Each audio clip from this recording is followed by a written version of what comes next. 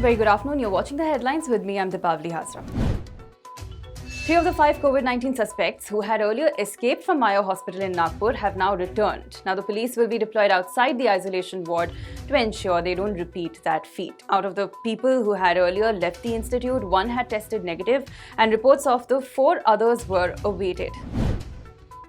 Delhi Health Minister Satyendra Jain said that N95 masks should only be used by healthcare workers or those who are displaying symptoms and not by healthy people.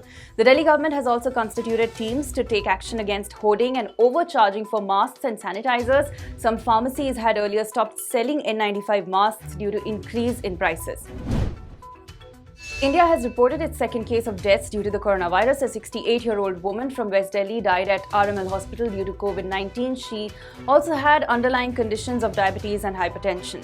She was in contact with a positive case, her own son, who returned from Switzerland and Italy back in February. The woman and her son's contacts have been traced. Meanwhile, the coronavirus cases in India have risen to 83 with 2 deaths so far. As part of preventive measures against the spread of COVID-19, IIT Delhi has suspended all academic and extracurricular activities and has also asked students to leave the hostel by 15th of March and go back to their homes. Meanwhile, more shutdowns have been implemented across states. Schools, colleges are shut, large gatherings are being restricted, and social distancing measures are being taken at least until the end of this month. US President Donald Trump declared a national emergency in the United States over the coronavirus. He also said that he may get tested, but clarified that it was not because he came in contact with leaders who had tested positive for the infection. He said that the next 8 weeks are critical and the US would ramp up screening on a war footing.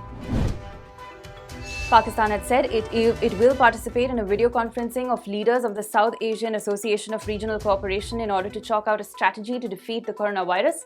This appeal to SAARC nations was made by Prime Minister Modi on Friday, and Pakistan has expressed its willingness to participate. A study in the medical journal Lancet has found that the mean age of the 827 people who died due to the coronavirus in Italy was 81. More than 2/3 of those who died had diabetes, cardiovascular diseases or cancer, or were former smokers as well. However, the coronavirus was the final reason that caused their deaths. They would not have died otherwise.